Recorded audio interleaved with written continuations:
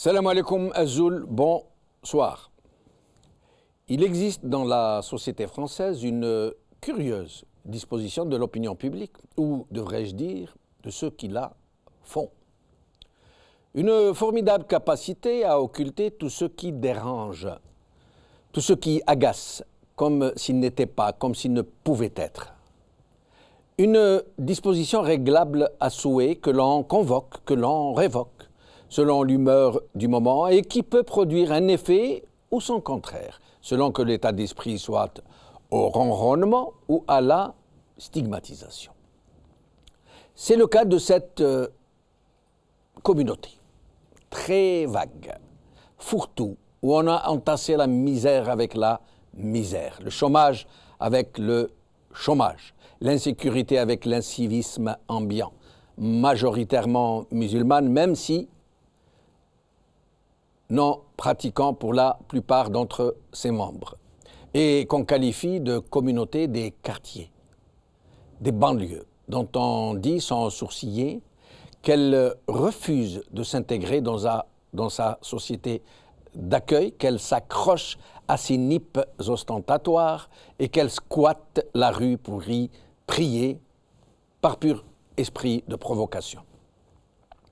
Et les mêmes qui la bantoustanisent, qui l'enferment dans des clichés, qui la camisole dans des représentations on ne peut plus racistes, on ne peut plus islamophobes, qui la signent à macérer au banc de la cité, à végéter dans ce qu'il est convenu aujourd'hui de désigner sous le vocable réducteur de quartier au pluriel.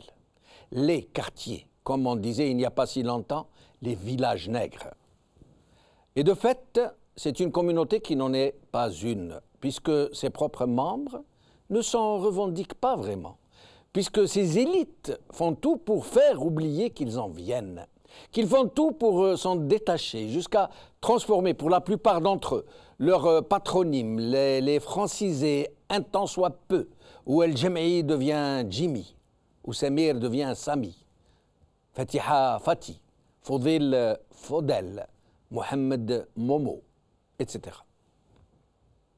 Une communauté qui n'en est pas une et à qui on refuse qu'elle le devienne, dans le sens positif, s'entend, puisque tous ceux qui font un fonds de commerce de sa stigmatisation ne ratent pas une occasion de l'accuser de pratiquer du communautarisme. Une communauté qui n'en est pas une, mais qu'on a sciemment confinée dans des ghettos civiques, qu'on stigmatise, dont on fait le bouc émissaire, qu'on charge de toutes les tares, avant de l'utiliser comme fonds de commerce électoral. Parce que sa stigmatisation fait élire qu'elle est devenue un meilleur argument électoral que les plus beaux programmes économiques, que les plus belles promesses de relance et d'emploi. On l'accuse de communautarisme, mais on la condamne en tant que telle à la discrimination à l'emploi, à la discrimination par le faciès, par la religion, par l'origine ou par le patronyme. On lui refuse, de façon non dite, bien sûr, mais non moins effective, un égal accès à l'épanouissement social, professionnel, culturel. On l'accuse, en gros et dans le détail, de tout ce qui est commis en son nom, et même de tout ce qui est commis contre elle, de terrorisme, d'insécurité, d'incivisme. Et petite cerise sur le gâteau de son flétrissement systémique, on se revendique désormais sans complexe aucun, sans s'en cacher, et même en s'en vantant, d'un racisme et d'une islamophobie de légitime défense, nous dit-on, à son endroit. Elle dont on dit que ses membres dégradent le cadre de vie par leur seule présence, qu'ils envahissent l'espace vital, qu'ils pompent l'air des gens par leur hypervisibilité, et même qu'ils menacent de coloniser la civilisation qu'ils ont infestée, de façon aussi sournoise qu'elle est violente, barbare même. Certains, qui se disent pourtant de ses défenseurs, lui recommandent même de mettre une sourdine, de se faire oublier, de ne plus bouger une oreille, et même de se justifier systématiquement de ce que certains illuminés parmi ses membres commettent de crimes en son nom. En fait, on lui demande de sortir dans la rue à chaque attentat imputé aux terroristes islamistes, de les dénoncer. Des attentats terroristes dont pourtant personne ne sait vraiment qui est derrière. Et on leur demande dans le même temps de raser les murs de la vie et de se faire invisible le reste du temps. Et c'est ainsi, dans cette ambiance délétère, à couper au couteau, que tous ces Mohamed, ces Biko, ces Grig, ces Bamboula, ces Mamadou, ces Fatma, se retrouvent-ils parqués dans une représentation générale? Que se fait d'eux une société et une opinion publique conditionnée laborieusement, patiemment, jusque dans des films de cinéma où les gens de cette communauté sont subliminalement suggérés comme des squatters menaçants, des machistes brutaux, libidineux, avec un poignard courbe entre des dents pourries. Cette communauté, qui n'existe en tant que communauté que pour le rôle abominable qu'on lui a imparti, n'en est une que dans une vraie situation d'apartheid. Un apartheid qui ne se dit pas, mais un apartheid quand même, dans les faits. Et les faits sont têtus. Un chiffre, entre de nombreux autres, tout aussi significatif. Mais même si de tels chiffres ne figurent nulle part, puisqu'il est interdit en France de faire des statistiques sur des bases ethniques. C'est donc un chiffre cadré aléatoirement. Cette communauté qui n'en est pas une, ou qui n'en est une que pour servir de punching ball à faire élire, connaît un taux de chômage qui n'est pas loin des 40%, nous dit-on. Dans cette France où le taux de chômage national est d'environ 10%. La part de ses membres, les membres de cette communauté, parmi la population carcérale, si nous pouvions la chiffrer, donnerait vraisemblablement toute la mesure de l'atroce situation qu'est la sienne. Aujourd'hui. LCI, Aulnay-sous-Bois. Vive tension cette nuit après l'affaire Théo. 26 interpellations par Inès Laboudi. Libération. Marine Le Pen ne condamne pas les violences policières à Aulnay-sous-Bois par la rédaction. Le Parisien. Aulnay-sous-Bois, le terrible témoignage de Théo par Éric Pelletier et Nelly Terrier. France, encore un cas de violence. C'est le titre de notre émission d'aujourd'hui et pour en parler, j'ai le plaisir donc de recevoir à ma droite Issa Bidar, étudiant en histoire et militant associatif. Ouais. Merci d'être avec nous. Merci de m'avoir invité. Merci. Amel Bentounsi, porte-parole du collectif, je cite, Urgence, notre police assassine. Oui, exactement. Merci d'être avec nous. Merci à vous pour l'invitation. Et nous allons parler un peu de votre cas en particulier, parce qu'il est très particulier en effet. Oui. Avec nous aussi le professeur Nordin Aoussat, conférencier et imam en banlieue sud de Paris, que j'ai déjà eu le plaisir de recevoir à Londres. Tout à fait. Voilà, merci d'être avec nous. Merci. Et au téléphone, nous aurons Maître Laurent Lévy, essayiste et militant antiraciste. Et nous allons commencer par vous. Merci d'être avec nous, Laurent Lévy. Eh bien, je vous remercie de m'avoir invité. Merci. Alors, ça s'est passé le jeudi passé à Aulnay-sous-Bois, en Seine-Saint-Denis. Un jeune homme, Théo, a été interpellé par la police et ça s'est très mal passé. Nous allons d'abord regarder quelques images.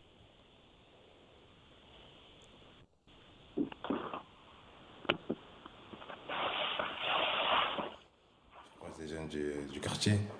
Et lorsque j'arrive là-bas, les policiers arrivent en même temps. Et là, les policiers disent tous contre le mur. Moi, vu que je viens d'arriver, j'avais mes écouteurs, je ne comprends pas ce qui se passe. Dès que j'ai vu son ton et sa façon de parler, j'ai dit, ah là, ils sont pas là pour rigoler. Donc je suis parti contre le mur tranquillement. Et là, des policiers, il vient, il me met un coup. Il m'assène d'un coup. Et là, je savais très bien dans le coin où on était, il n'y avait pas de caméra. J'ai dit, alors là, il faut que je me débatte le mieux que je peux pour que j'aille devant les caméras. Et dès que j'arrive devant les caméras, j'ai pas cherché à fuir. J'ai dit aux policiers, vous avez déchiré mon sac. Que des insultes, que des injures. Et moi, comme j'étais de dos, mais j'étais en trois quarts. Donc je voyais ce qu'il faisait derrière moi. Je l'ai vu prendre sa matraque et il me l'a enfoncé dans les fesses, volontairement. Et de là, dès qu'il m'a fait ça, je suis tombé sur le ventre. J'avais plus de force, j'ai fait comme si, on dirait, mon corps m'avait laissé. Je suis tombé sur le ventre et là, j'ai mis mes mains dans le dos et j'ai mis mes menottes. Ils m'ont mis les menottes. De là, ils m'ont dit, assis-toi maintenant. Je leur ai dit, j'arrive pas à m'asseoir, je sens plus mes fesses. Et c'est quand ils m'ont ramené dans la voiture voilà, ils m'ont frappé encore une fois, ils m'ont dit, mettez-le bien au milieu, celui-là. Ils m'ont mis dans la voiture, ils m'ont mis plein de coups, des patates, ça m'a travaillé par les parties intimes. Ils m'ont craché dessus, ils m'ont insulté de négro, bamboula, de salope, de tous les noms. Et j'arrive au commissariat, le policier me dit, allez, assis-toi. J'ai dit, j'arrive pas à m'asseoir, monsieur. Et là, il y a un collègue qui était au commissariat là-bas. Il dit, t'arrives pas à t'asseoir du tout? J'ai dit, non, j'arrive pas du tout. Il me dit, écoute, allonge-toi, si t'arrives à t'allonger, on va quand même t'attacher au banc parce que c'est la procédure. Et là, le policier qui était déjà au commissariat, il a vu que c'était vraiment mal. Il a vu que j'arrivais pas du tout à respirer, je convulsais beaucoup. Et là, ils ont dit, non, je crois qu'il faut l'amener à se repérer. Alors, donc arrêté de façon très violente, maltraité, brutalisé, il est embarqué. Et une fois au commissariat, on se rend compte qu'il a subi des sévices très violents. Et les 4 policiers qui l'ont arrêté, donc qui l'ont malmené, ont été mis sous examen. Et l'un d'eux, pour le motif de viol. Alors, je demandais à Laurent Lévy, qu'est-ce que vous pourriez nous dire sur cette affaire, Laurent Lévy? Cette affaire est particulièrement exemplaire, même si dans la brutalité sauvage des faits, elle a heureusement quelque chose d'exceptionnel. Elle est représentative de la manière dont la police, certains agents de police, mais la police en tant qu'institution, maltraite des populations. Vous avez dit tout à l'heure qu'il s'agissait d'un jeune homme, c'est exact. Je crois qu'il n'est pas anodin qu'il s'agisse d'un jeune homme noir. Et qu'en plus des tortures, des actes de barbarie qui ont été commis sur lui, il a bénéficié d'un certain nombre d'injures racistes quand il était plein de sang et qu'il était transporté vers le commissariat de police. Le simple fait qu'un policier, dont on nous dise, c'est ce que disent ses collègues, etc., qu'il était un policier normal, qui ne faisait pas parler de lui, qu'on s'étonnait de ce qu'ils appellent un passage à l'acte, etc., le simple fait qu'un tel policier normal ait pu accomplir ces actes-là, dit quelque chose sur les rapports entre la police et la jeunesse des quartiers populaires. Mais Laurent Lévy, pourquoi ces dérives policières quasi systémiques, j'allais dire, pas systématiques, ça veut dire qu'elles font partie, en quelque sorte, du disque dur de la police française? Qu'est-ce qui les motive et pourquoi persistent-elles autant? D'abord, je pense que vous avez raison d'employer le mot systémique plutôt que systématique, car on a bien affaire à un système de violence. Pourquoi est-ce que cela persiste autant? Ça nous emmènerait très longtemps et très loin d'entrer dans le détail. Mais on voit bien qu'il y a dans les pratiques policières dans les quartiers populaires, dans le style de rapport que certains policiers, mais donc l'institution policière entretient avec la jeunesse de ces quartiers. Et on connaît les histoires de contrôle aux faciès, on connaît les histoires de brutalité quotidienne, d'agacement qui ne prennent pas toujours des formes à ce point violentes, mais qui constituent une violence terrible par leur accumulation, a quelque chose à voir avec la division qui traverse la France, dans laquelle, d'une certaine manière,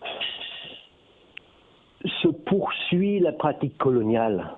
C'est-à-dire que nous avons une administration qui ne parvient pas à prendre les citoyens, les jeunes gens qui sont dans les quartiers dans lesquels ils opèrent, comme des gens normaux, comme leurs concitoyens. Ils les prennent comme leurs inférieurs. Ils les prennent comme leurs ennemis.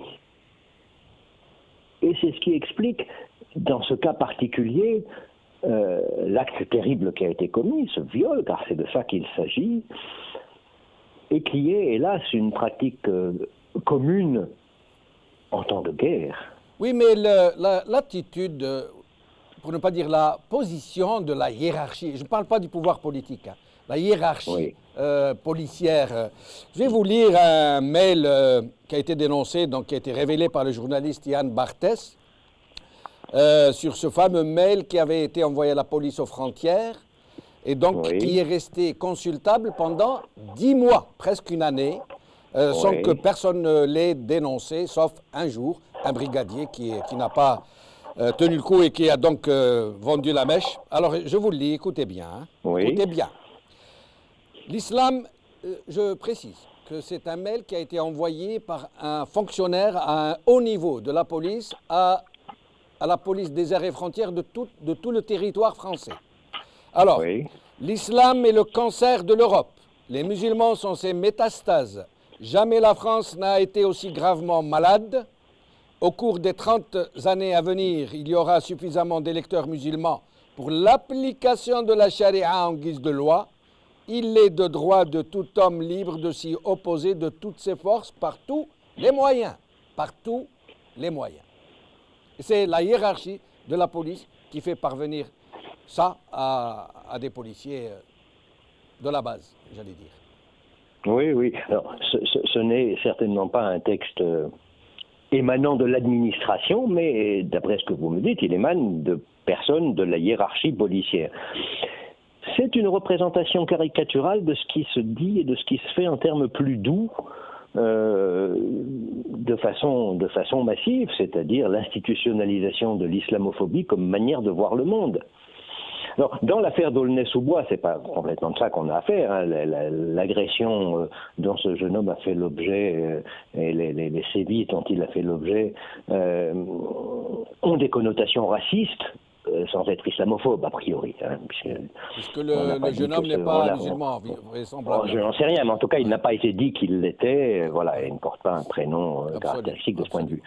Mais oui, bien sûr, ce que vous avez cité donne une idée de la manière dont des populations entières de notre pays sont considérées à la fois comme des étrangers et comme des ennemis dans leur propre pays.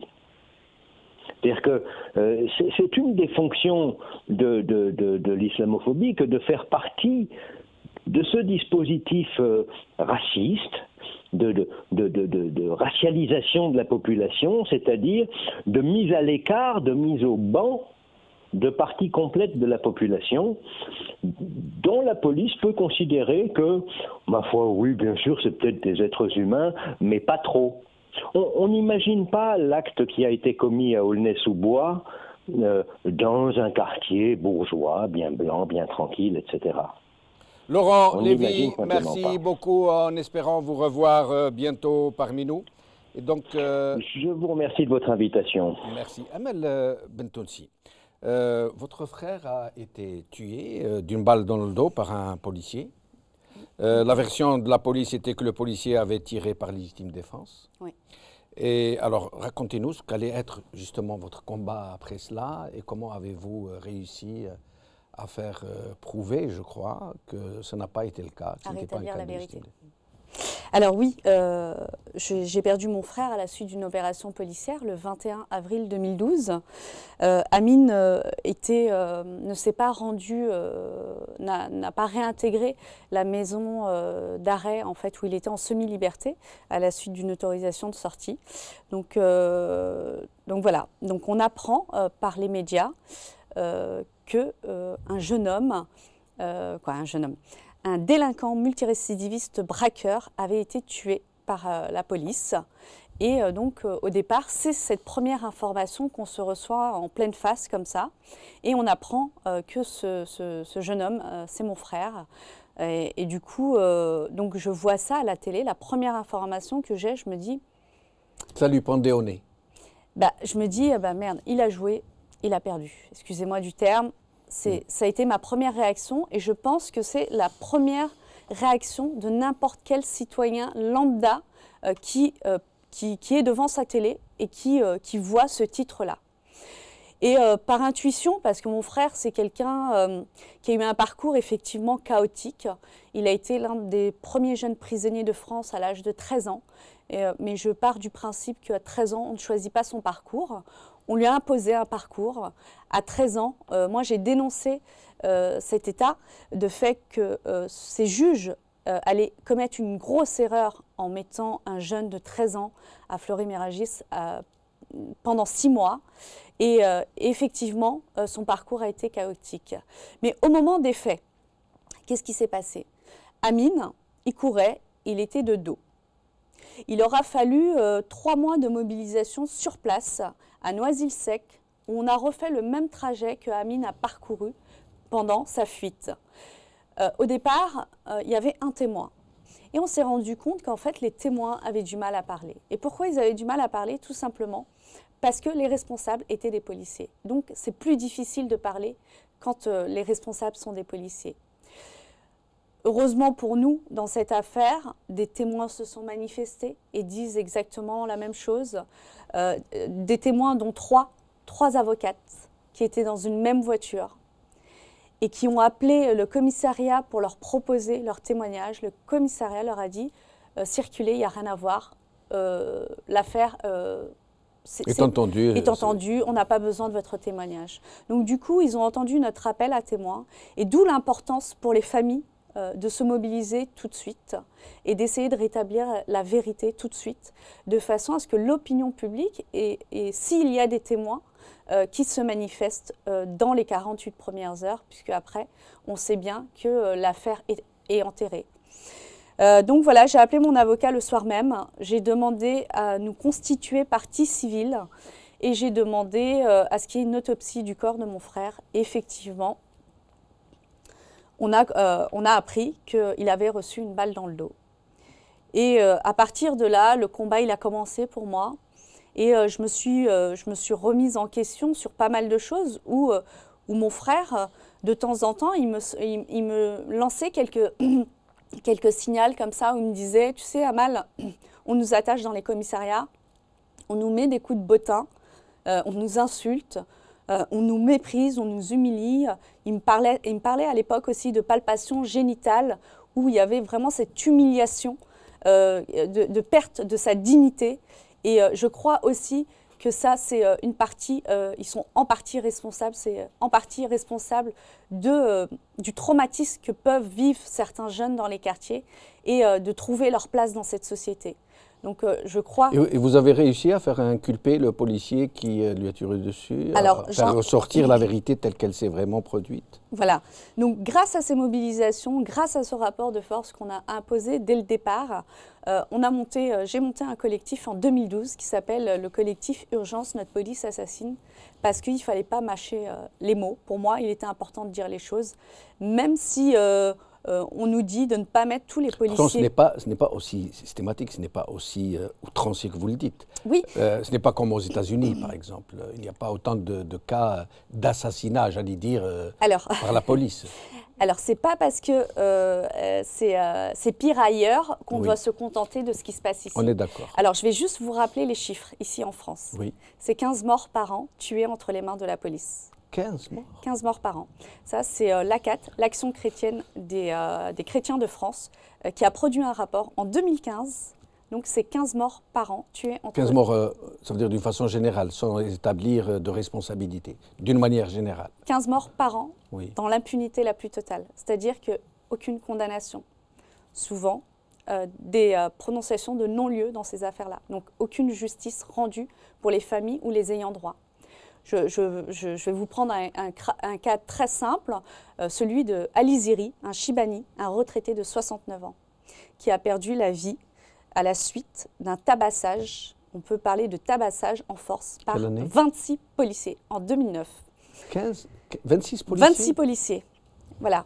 Donc il a subi une clé d'étranglement, des hématomes, près de 28 hématomes sur le corps, une autopsie à l'appui, donc des preuves quand même accablantes, des preuves scientifiques et médicales. Donc voilà, ça c'est un cas parmi tant d'autres. Je peux vous parler de l'affaire de Wissam. Je vais revenir vers vous Oui, dans un très petit bien. moment. Nous allons regarder une déclaration de l'avocat de Théo. Ce que je peux dire, c'est que si malheureusement l'incapacité médicalement démontrée à ce jour devient une incapacité permanente, alors ce sont des violences criminelles et la cour d'assises est encourue pour les auteurs, après que le juge d'instruction, naturellement, ait fait son travail et après qu'ils aient été entendus, ces policiers, dans leurs explications. On a intérêt à ce que la police soit respectable. La police, elle est belle quand elle est républicaine. Tout le monde a intérêt à ce qu'on ait une police qui soit infiniment respectable et qui ne se comporte pas comme ça. Nordin Aoussat, est-ce que, tout à l'heure j'avais prononcé le mot systémique, ça veut dire un comportement qui fait partie d'un système. Ce n'est pas systématique, c'est systémique. Vous y croyez, vous, que ce genre de comportement, d'attitude soit dicté par une ambiance, une atmosphère, un état d'esprit? En tout cas, si ce n'était pas le cas jusque-là, il y a beaucoup de, je dirais, de forces, il y a beaucoup de partis, IES, qui y travaillent. J'entends par là... Qui souffle sur les braises. Pas seulement ils soufflent sur les braises, mais ils les alimentent carrément. Ils apportent du bois, carrément, pour ne pas dire du combustible sur ça. Vous pouvez préciser votre pensée? Écoutez, sans tourner autour du pot, voilà un livre qui vient de sortir il n'y a pas un mois. Oui. Georges Bensoussan, Une France soumise. C'est lui qui l'a dirigé. Montrez-le, comme voilà, ça on va le... donc le titre, après... Là, juste là. Voilà, après les territoires perdus de la République, oui. On monte à un stade pire aujourd'hui, c'est celui carrément de la France soumise, carrément une France soumise. C'est que ces gens qui étaient considérés, ou ces endroits, ces quartiers qui étaient considérés comme des territoires perdus de la République, où la loi de la République ne s'appliquait pas, où c'est la jungle, on va à la guerre. Aujourd'hui, c'est carrément, on arrive à une sécession. Le mot a été utilisé non pas par, je dirais, des personnes lambda, mais par des penseurs, par des producteurs d'idées, par des philosophes, par des universitaires, par des intellectuels qui passent leur temps à la télé. Voilà. Et moi, au-delà, et bien entendu, du fait qu'en tant que citoyen, en tant que père de famille, en tant que quelqu'un qui a connu ces jeunes-là, qui étaient mes élèves, parce que j'ai enseigné cette tranche d'âge entre 18 et 26 ans pendant près de 20 ans, je les ai côtoyés, j'ai même été instructeur dans une maison d'arrêt à Aix-en-Provence et j'ai connu cette population en 93. Et j'ai découvert le taux de jeunes issus de cette communauté présents dans les prisons. Donc je connais bien ce cas-là et c'est pour cette raison, oui, systémique, c'est le mot qu'il faut appliquer et c'est aussi, je dirais, le danger qu'il faut pointer du doigt et qu'il faut combattre, qu'il ne s'instaure pas dans l'esprit des gens. Est-ce que certains représentants autoproclamés de cette communauté ne donnent pas un peu le bâton pour nous battre tous, quoi, pour battre, notamment pour dire les choses comme elles sont, ces fameux islamistes qui font un étalage outrancier de leurs effets vestimentaires, de leurs pratiques, comme s'ils étaient obligés de faire de la prière dans la rue. Est-ce qu'ils ne donnent pas un peu le bâton pour les battre? Écoutez, si on ne peut pas dire carrément qu'ils donnent le bâton, au moins on peut dire qu'ils prêtent le flanc. Pour recevoir les coups. Vous êtes plus modéré que moi. Donc c'est pas, je dirais que je qualifierais plutôt les choses ainsi. Pourquoi aussi? C'est une autre raison aussi, puisqu'on parlait de ça. Quand vous avez une personne comme Gilles Kepel, qui a travaillé, qui a écrit il y a quelques années. Gilles Kepel que vous dénoncez très vigoureusement sur votre page Facebook. Tout à fait, à très forte raison, parce que je connais le monsieur depuis 30 ans. depuis qu'il était venu présenter les banlieues de l'islam en 88, mars 88 à Aix-en-Provence, un institut de recherche et d'études sur le monde arabe et musulman. Donc depuis cette époque-là, donc ça fait presque 30 ans, 29 ans exactement, que j'ai repéré la personne, mais aujourd'hui elle est passée à un stade au-delà et on prend date. Là, vous allez voir dans quelques mois, ce monsieur, il va utiliser ce qui s'est passé pour le qualifier comme une émeute islamiste, comme une émeute communautariste, comme une émeute comme il l'a qualifié dans son dernier livre, de rupture. Pourquoi je dis cela? Parce que pour la simple raison, son avant-dernier livre, il a qualifié les émeutes de 2005, dont tout le monde sait, et qui ont duré longtemps, qui ont provoqué, même qui ont amené l'État à déclarer l'état d'urgence et même les couvre-feux pour la première fois en France depuis la guerre d'Algérie. On a connu les couvre-feux en 2005 et le monde entier en parlait. C'était vraiment un événement mondial. Tout le monde disait qu'est-ce qui se passe en France. Donc là, on apprend plus tard, 10 ans après, que c'était des émeutes qui ont coïncidé avec l'appel à la résistance internationale d'un certain Abou Mus'ab al-Souri qui a écrit un pavé de 1500 pages et qui l'a mis sur Internet à l'époque. Donc vous voyez, quand vous avez parlé de systémique, ce n'est pas anodin et je dirais que beaucoup y travaillent pour cela. Restez avec nous. Alors, Issa Bidar, vous êtes vous-même donc dans une association qui prépare un rassemblement samedi prochain contre les violences policières. Vous militez dans ces mouvances. On n'est pas vraiment une association, en fait, c'est avec des amis. Ah, on a parlé de la situation et on trouvait ça intolérable. Comme ça aurait pu arriver à n'importe lequel d'entre nous, à nos frères ou même à nos sœurs. On a décidé de préparer. Quand vous dites à nos frères et à nos sœurs, vous parlez d'une communauté? Les gens vous considérez comme une communauté? On n'est pas une communauté en fait, mais on est considéré comme une communauté par les pouvoirs. Là, je voyais qu'il a montré le livre Les territoires perdus de la République. C'est plutôt les territoires abandonnés, c'est des territoires où la République a baissé le pied.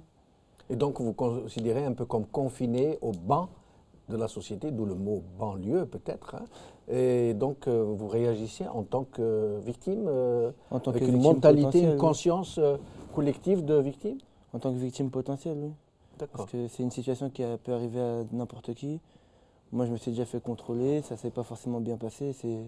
Ça peut arriver à n'importe qui aujourd'hui. De faciès, toujours? Vous je ressentez pense. toujours? Il y a des chiffres, c'est 20 fois plus de risques de se faire contrôler quand on est vu comme un arabe et 7 fois plus de risques quand on est vu comme quelqu'un de noir. Donc ça s'appelle contrôle au faciès, il y a des moyens de lutter contre et ils ne sont pas mis en œuvre. Et généralement, les policiers, quand ils vous interpellent, quand ils vous contrôlent, on dit qu'ils tutoient systématiquement les jeunes, qu'ils leur parlent très mal. C'est vrai, vous confirmez? En interpellation, je ne sais pas, je ne me suis jamais fait arrêter, moi. Non, mais un simple contrôle de police, par exemple. Ce contrôle de papier, peut-être je me suis mal exprimé. Au niveau du tutoiement, moi, ça m'est arrivé une fois. Oui. Et ils ne nous parlent pas forcément mal, ça arrive. Et même au niveau des palpations, il y en a qui abusent de ça, qui en profitent vraiment, qui le font pour nous humilier. Mais ce n'est pas tous les policiers, c'est vraiment une partie qui est... C'est pas la partie la plus visible, enfin c'est la partie la plus visible, pardon, mais c'est pas la plus grande partie. Et on peut dire aujourd'hui que le racisme est plus présent au sein de la police que dans les autres catégories sociales et professionnelles? Moi je le ressens plus comme ça. Après je ne sais pas si c'est quelque chose de réel, mais c'est ressenti en tout cas. D'accord. Après c'est peut-être le contexte qui veut ça. J'ai plus de chances de me faire contrôler par un policier et de m'apercevoir que c'est quelqu'un de raciste que de m'apercevoir que mon boulanger est raciste ou que la caissière est raciste. C'est plus dur à remarquer ça. Amal Beltoussi. Alors, pour en revenir au contrôle au faciès, il y a des statistiques qui ont été réalisées. Il y a un rapport qui s'appelle le déni des mots. Donc, il y a un jeu de mots. Déni des mots M-O-T-S et le déni des mots M-A-U-X, qui est sorti en 2015 et qui, sur une 2641 cas, je crois, c'est ce qui ressort régulièrement. C'est le tutoiement, c'est les palpations génitales, c'est presque un viol, c'est le viol de l'intimité, de la dignité de la personne, et c'est des baffes et des propos racistes. Qu'est-ce que c'est patate en argot? Tout à l'heure, il disait Théo. Une gifle. Ouais, patate, c'est un coup de poing, oui, un coup de poing. Alors, c'est un coup de poing ou une gifle. Et ce qui est effarant aussi, moi, je me rends compte aussi, puisque j'ai rencontré certains jeunes de Aulnay-sous-Bois qui m'ont dit, tu sais, nous, se prendre une baffe, c'est normal. Mais d'aller jusqu'au viol, là, c'est grave, c'est pas normal.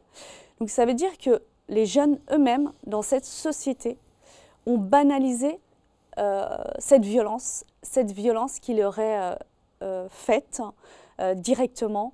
Et du coup, c'est quand même... Vous voulez dire qu'ils l'admettent maintenant? Oui, ils l'admettent. Ils l'acceptent et on leur dit, mais c'est pas normal. Donc quand je leur dis, mais non, c'est pas normal. C'est pas normal que vous preniez des baffes ou des coups de poing ou des insultes. Le code de déontologie prévoit que des policiers doivent vouvoyer les gens, doivent respecter les gens. Et on doit être en sécurité à partir du moment où on est entre les mains de la police.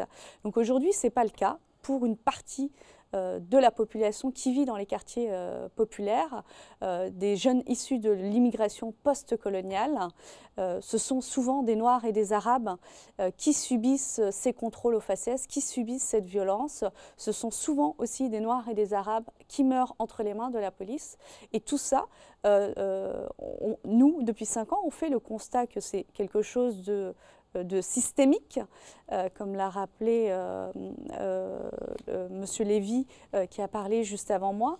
Mais en tous les cas, quand on se rend compte que les chiffres aujourd'hui sur l'intention des votes des policiers sont en faveur du Front National, que 70% des policiers votent Front National, ça fait quand même froid dans le dos. Donc, vous connaissiez ce... Oui. Alors, imaginez-vous que demain, bon, déjà aujourd'hui, avec un gouvernement de gauche, je crois que dans la violence et dans les lois liberticides et sécuritaires, d'ailleurs, il y en a une qui est en train d'être votée, c'est sur la réforme de la présomption de légitime défense. Aujourd'hui, on a été déposé au député Pouria Amir Chahi, qui a... Vous pouvez montrer à la caméra. Voilà, c'est bon, très bien. Qui a accepté de recevoir en main propre cette pétition qui a été signée plus de 40 000 fois. Donc c'est une pétition qui a été lancée par l'ensemble des familles de victimes qui ont perdu un proche pour alerter l'opinion publique sur ce que va être cette loi mortifère, liberticide et sécuritaire. Et les politiques dans tout ça? Alors, aujourd'hui, par exemple, je ne sais pas si c'est parce qu'il ne se présente plus, qu'il n'a plus rien à perdre. François Hollande a rendu visite à Théo et il a même déclaré, attendez que je vous le dise, je tenais à venir voir Théo ainsi que sa famille. Il a réagi avec, il a réagi avec dignité et responsabilité. La justice est saisie et va aller jusqu'au bout. Ce n'est pas coutumier, ce genre de réaction. Très bien. Mais nous, on s'en félicite. Après, je ne sais pas si c'est le François Hollande, en tant qu'être humain, qui a été rendre visite à Théo, ou si c'est le politicien, sous le costume du président, qui a été rendre visite. Peut-être que c'est le président qui ne se représente plus. Voilà, certainement. Il n'a pas intérêt à quoi que ce soit. Voilà, nous, en tous les cas... Et donc, c'est l'être humain, peut-être, qui s'est exprimé. C'est peut-être l'être humain. Donc c'est très bien. C'est dommage que ça n'ait pas été entendu avant. Nous, famille de victimes, on a sollicité les politiques depuis le départ, notamment Manuel Valls, Madame Taubira à l'époque. On ne nous a jamais entendus. Et bien au contraire, on nous a attaqués, puisque j'ai été attaquée par Valls pour diffamation. Un procès qui a eu lieu en 2014. Et j'ai gagné ce procès grâce aux soutiens qui sont venus témoigner, grâce à ces familles de victimes, parce que ce procès, je voulais en faire une tribune politique pour dire ce que je disais, moi, à travers le collectif Urgence Notre Police Assassine, il y a d'autres familles qui le vivent et que je ne suis pas la seule à le vivre. Et c'est le crime policier, c'est la conséquence même de l'impunité policière. Nordine Aoussat, est-ce que cet état de fait, cet état d'esprit qui règne au sein de la police au point où 70% de la police vote Front National, nous dit notre jeune ami, est-ce que ça ne relève pas plutôt d'une atmosphère qui vient d'en haut parce que c'est dans l'air du temps, c'est parce que ça fait voter, c'est parce que ça fait bien en quelque sorte, que d'ailleurs que ça s'exprime maintenant sans aucun complexe, hein, c'est quasiment méritoire que d'afficher son anti-islam, son anti-arabisme, son anti-quartier. D'ailleurs, on dit maintenant les quartiers. Hein, comme on disait, comment on dit avant, les bidonvilles ou les villages nègres. Oui, tout à fait. Donc moi, j'ai lu, comme beaucoup de mes concitoyens, ces statistiques qui ont été publiées encore ou republiées il y a quelques mois. Un policier sur 2 vote Front National. Donc c'est quand même, ça fait froid au dos. Ça fait froid au dos. Et d'ailleurs, ça vient d'être confirmé aujourd'hui même, quand on écoute, quand on regarde la déclaration de Madame Le Pen, qu'est-ce qu'elle a dit? Elle a encore, vous imaginez... Elle n'a pas condamné en tout cas. Non, pas seulement elle n'a pas condamné, pas seulement elle n'a pas condamné, personne n'attendait pas ça d'elle. Ça serait vraiment être dupe, et je dirais, pas seulement naïf, mais stupide à s'attendre que Marine Le Pen condamne cet acte-là. C'est pas dans son registre. Mais c'est pas du tout dans son registre, c'est pas dans son logiciel, du tout. Mais pire que ça, c'est de traiter les jeunes de racailles. Ah, elle a utilisé ce terme. Les jeunes qui ont encerclé les policiers hier, donc elle les a traités de racailles. Mais elle est dans son rôle. Elle est dans son rôle, oui, je dis bien justement. Je vous interromps juste un petit instant, parce que Théo, justement, à ce sujet, depuis l'hôpital, il dit « J'entends tout ce qui se passe, ma ville, je l'aime, et en rentrant, je veux la retrouver telle que je l'ai quittée. Donc, les gars, stop à la guerre, priez pour moi. » Absolument. Absolument, et c'est une parole, et je dirais, c'est un appel de sagesse. C'est pas de la racaille, ça. Non, c'est pas de la racaille. D'ailleurs, à la façon dont on l'entend parler, oui. Théo, il s'exprime très bien, il s'exprime même mieux que certains de ces politiciens. Donc ce n'est pas de la racaille, c'est seulement un fonds de commerce qui a existé depuis longtemps. En ce moment, bien entendu, des émeutes comme celle-là, jeter encore de l'huile sur le feu comme le fait Marine Le Pen ou d'autres qui ne veulent pas condamner de façon ferme, c'est de créer des événements qui vont leur servir en quelque sorte pour les élections prochaines. Fillon, hier, on l'a entendu, son porte-parole après sa déclaration pour, qu'est-ce qu'il a dit, celui qui était le président Solaire, qui était le président de la préparation des primaires, il a dit ce qu'attendent les Français d'un président, ce n'est pas, c'est avant tout de la sécurité. Et après, il a enchaîné sur l'islamisme et le terrorisme, etc. Donc, vous voyez, donc on utilise ces événements-là pour les monter en épingle et dire, vous voyez, donc il faut de l'autorité, il faut encore davantage, je dirais, d'attaques, parce que moins on fait et plus ça laisse ces territoires-là, donc comme l'a bien dit le jeune, perdu qu'on a perdu, mais en fait ils les ont abandonnés. Issa Bidar, racaille, ce mot qui revient tellement, est-ce que réellement c'est de la racaille que ces jeunes qui sont stigmatisés, discriminés, aux faciès, qui ne sont pas recrutés, qui sont confinés dans des ghettos, de véritables ghettos, qui sont malmenés, qui sont fouillés, qui sont interpellés à chaque coin de rue, qui sont contrôlés 30 fois par jour? Est-ce que c'est de la racaille? Est-ce qu'ils ont un autre choix que de mal réagir? Déjà, c'est pas tout le monde qui réagit mal. Oui. Mais c'est pas forcément de la racaille. Pour moi, c'est des gens qui en ont marre, qui sont à bout, qui sont provoqués constamment par des gens qui sont censés les protéger, qui se retrouvent dans une situation où ils ont peur de la police qui est censée protéger les citoyens français. Et au bout d'un moment, à force de provoquer, il y a des réactions, c'est normal. Elles sont malheureuses, elles sont dommages, mais elles sont cherchées. Mais il n'y a pas d'autre moyen de s'en sortir quand on vit dans ces quartiers, quand on est autant discriminés? Si, il y a un moyen, c'est ce que la plupart des gens font. C'est travailler, être respectueux des gens, mais au bout d'un moment, quand on est confronté à de l'irrespect, c'est normal de devenir soi-même irrespectueux. On ne peut pas respecter des gens qui ne nous respectent pas. Vous pensez que ça va changer maintenant qu'il y a plus en plus d'élites qui viennent de ces quartiers, comme on dit, un peu dans tous les statuts sociaux, hein. Ils sont de plus en plus présents, même s'ils ne se revendiquent pas de façon franche de cette communauté. Bien au contraire, beaucoup d'entre eux, peut-être, pour trouver une place, ont tendance plutôt à s'effacer, à effacer un peu leurs origines, à franciser un peu leur patronyme, celui de leurs enfants.